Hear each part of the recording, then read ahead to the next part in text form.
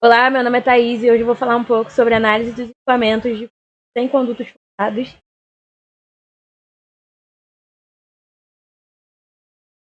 Para a gente começar, os equipamentos forçados e livres, eles são essenciais porque a partir deles a gente pode projetar e operar sistemas hidráulicos eficientes que garantem uma confiabilidade de projeto.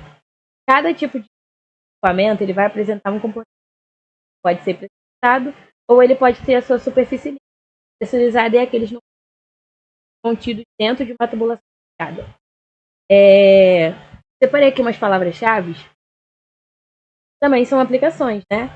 A gente pode aplicar as pesquisas, projetos de hidráulica, no caso, no abastecimento de água, adução, na drenagem urbana, saneamento básico, o esgotamento sanitário, processos industriais, também na questão da transferência de energia.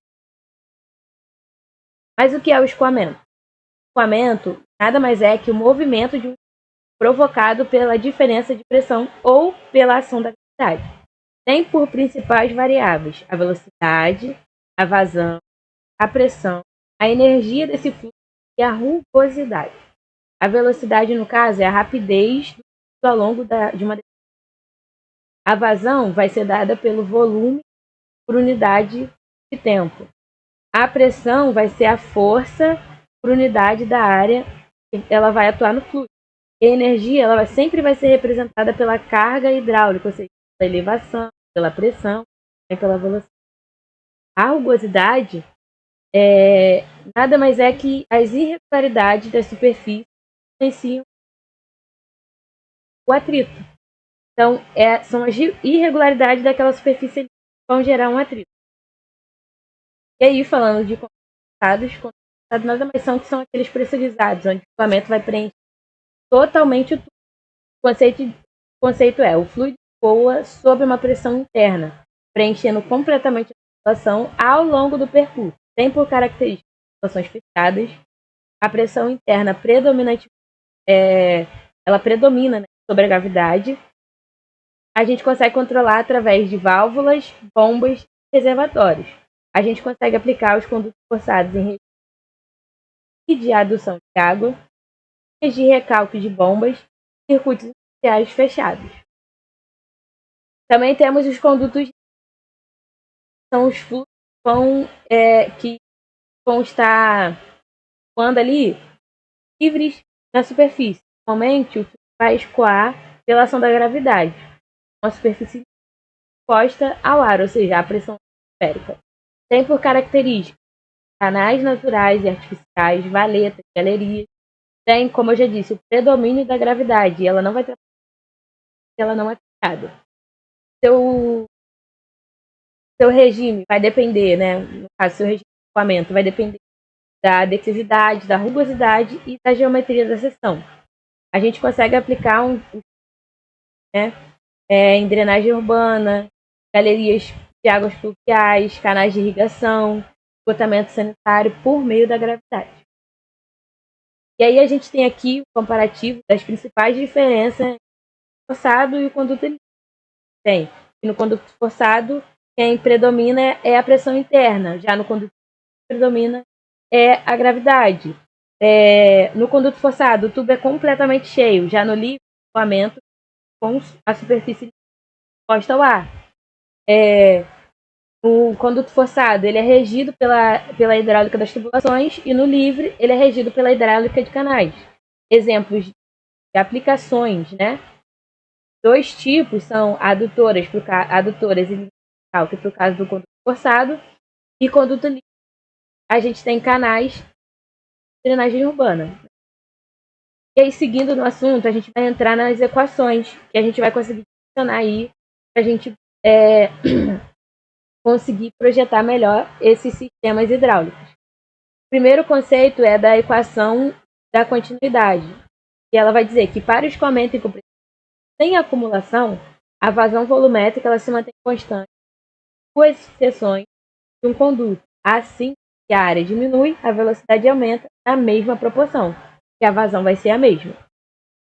As aplicações, a gente consegue dimensionar tubulações e conexões, a gente consegue estimar a velocidade de canais, e a gente consegue analisar angulamentos, venturias e a medição de vazão.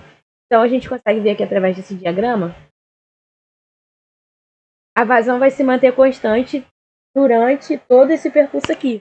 Mas quando o diâmetro da nossa seção vai diminuindo, a nossa velocidade vai aumentando por conta da vazão se manter. A outra equação importante é a equação de Bernoulli, que ela vai dizer que em escoamento incompressível, a energia total por unidade de peso ela se distribui a cota Z, a pressão e a velocidade. E ela é ajustada por meio de bombas e também pelas perdas de carga.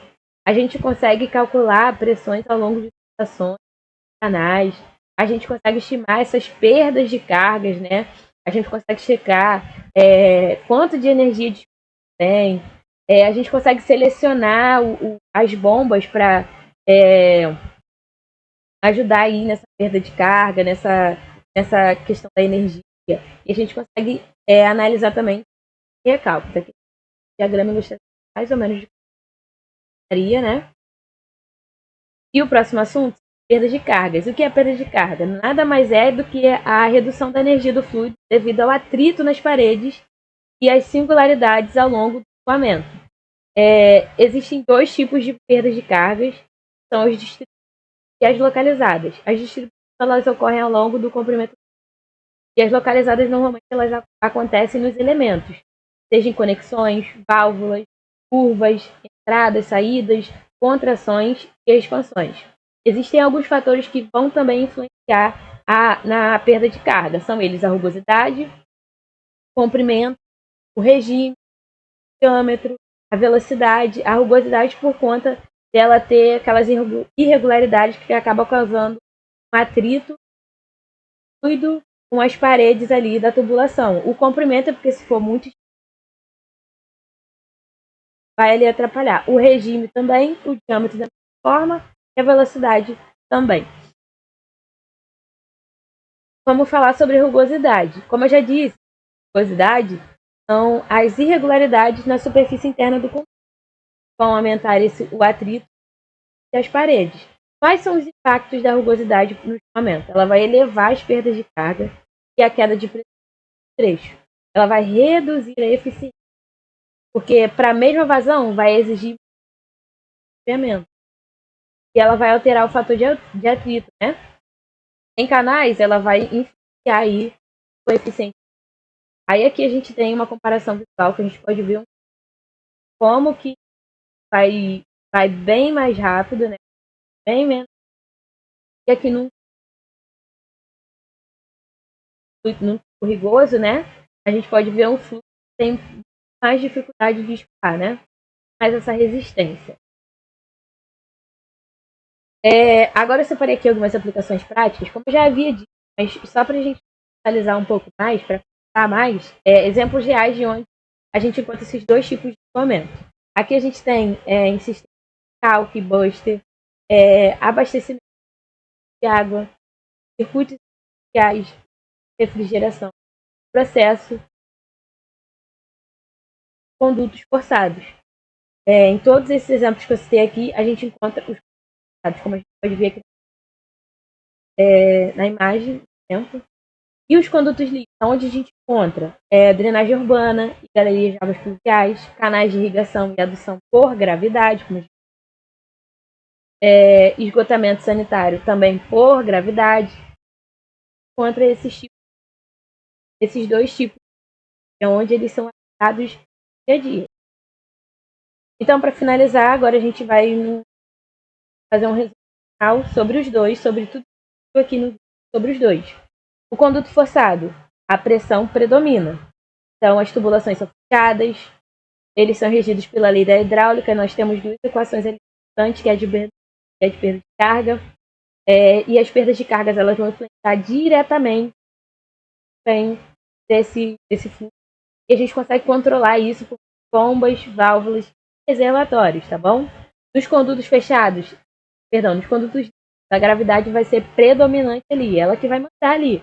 Então, os canais eles são abertos e superfície são regidos pela hidráulica de canais e a sua velocidade vai depender da declividade e da rugosidade. O nível da água vai determinar ali, vai definir o regime e a capacidade ali do escoamento. Vamos numa situação hipotética aqui, para a gente ver como seria a integração desses dois sistemas, tá? Isso acontece muito. Águas pluviais vão escoar um canal ou uma galeria, passar por um poço de vão ser elevadas por uma bomba através de um ponto de carga. Dessa maneira, pode ver que a gente observa, né, como funciona para integrar esses dois sistemas. A gente dá a corrente do canal para jogar essa água para um poço, uma bomba de sucção, né, essa água e leva através de uma tubação fechada até um ponto de carga. Pode ser um reservatório. Acontece muito. Tem alguns que essa transição pressurizada, que é da onde a água sai do canal aberto e passa para ela vai ser sugada para uma bomba. Ponto muito. O controle de caso água, caso a gente controlar quanto de água vai ter problema de vazamento, a questão das cotas, no caso das distâncias, da perda de carga e da capacidade do sistema, a capacidade que o sistema tem que ter ali, a segurança operacional e manutenção. É muito interessante estar estudando, a gente vai entender quando se projeta com conhecimento, projeta com. Então, esses pontos, então esses são pontos que a gente precisa prestar. Para concluir agora, a gente aprendeu que contados e fundamentais na engenharia, e a gente entendeu que compreender as diferenças para evitar erros dentro do tanto de execução, vai evitar erro ali, tá?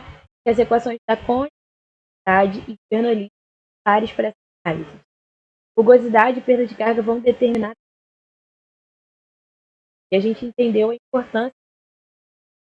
Por quê? Porque eles são a base para o abastecimento de água, para a drenagem urbana, para processos industriais, além de apoiar o engenheiro na operação.